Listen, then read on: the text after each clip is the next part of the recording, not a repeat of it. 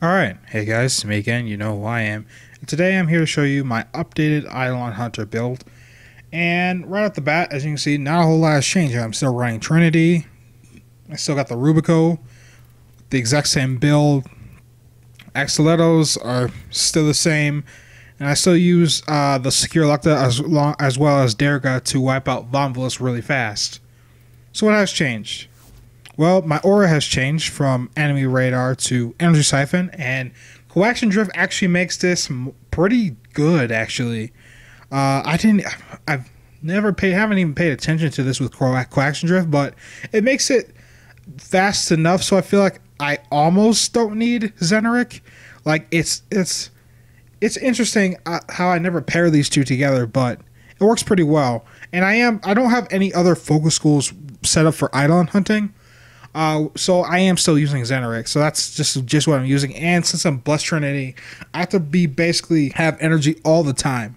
So this is really important for me, as well as this next arcane. So this is Arcane Nullifier, and what it does is it has a percent chance to resist a magnetic damage proc. Now it doesn't negate the damage itself. I wish it did, but it negates the proc, and this is very important to me when the Eidolons do energy spike or the Hydralisk does his EMP burst nonsense. I have a very high chance not to even get magnetic procs, so that works out for me. Now I did fuck up this set because can't distill arcanes as of late because they changed the way it worked, and I got really confused because I tried to upgrade this a bunch, and then I made a new stack, and I thought that was weird, so I upgraded that, and I ended up with this. It's not fully maxed out, but right at its current rank, at rank 2, it is quite effective to where in an Eidolon fight, instead of getting procced 4 or 5 times during energy spike, I only get procced once. And that's super important since magnetic procs no longer remove all of your energy. So that's super good for me. And I think this would also be important for Hero too. Though I kind of wish at max rank this was immunity. And I definitely think like these other resistance mods, arcanes like say Arcane Resistance, which negates toxin effects. I think that would be pretty useful or say Arcane Healing, that would be pretty useful if it negated the damage as well. Now this next arcane is super important to my damage output. So with Eidolon hunting, I usually run the Rubico, and I do have a ribbon for it, which makes it crit over 100% chance. And the main problem of the Rubico is it fires fast, but its reload speed is really long for how quickly it fires and how little it has in the magazine. And with this arcane, this is no longer a problem anymore. And even though they lowered the Rubico's reload speed time, it is still way too long. So what this does is on critical hit, I have a 40% chance to get plus 100% reload. And this is huge because, just for a reference here, the Prime Fast Hands only gives me plus 55% reload speed. And something like Depleted Reload, which costs significantly less, only gives me 48% reload speed.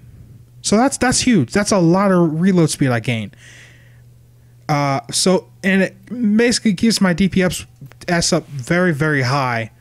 Now this is also pretty useful for Vectis and Vectis Prime users too, because it basically turns the Vectis into a machine gun that never stops firing because of those crits you get, and that keep proccing the weapon. Also, speaking of which, Derga's Volog also procs this arcane as well. So that's something to keep in mind. So you don't even really have to be shooting at the enemy to even get this to work, which is all the more reason to use Derga while you're Eidolon hunting. Now next is my operator. So like I said, I'm still running Zeneric, and I have a couple arcanes on him. But firstly, I have my first Waybound, which is the Enduring Tides passive, which gives me increased health, and it also stacks with the Arcane Magus Vigor, which gives me also increased health. But I only have one of them, and it gives me a little over 1,000 health as my operator. I think that's super helpful. And I'm thinking about getting a second set of it, or getting the Magus Husk, which gives me a little bit of armor on my operator. I don't know which one I should get. I'm probably just going to make them both and test out which one gives me more EHP as my operator.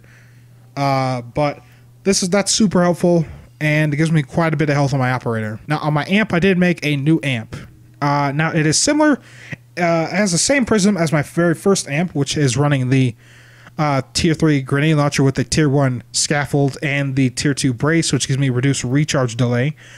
What this has on it is the tier 2 scaffold.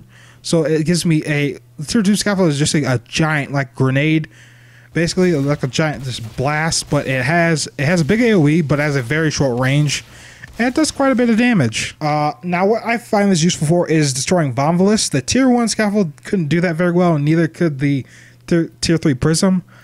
So I find that this is super helpful to rapidly take care of those Vomvalis. I also changed braces to the Lorien brace because this makes it easier for me to proc the arcane I have on it. Although I really do miss the lower recharge delay, because the recharge delay really feels bad on this, and that's why I'm deciding to build up my Matter Focus School so I could have a lower recharge delay, but also have a decent arcane and stuff like that. I also have a arcane on my amp, which is Virtuous Strike, which on critical hit gives me extra critical damage.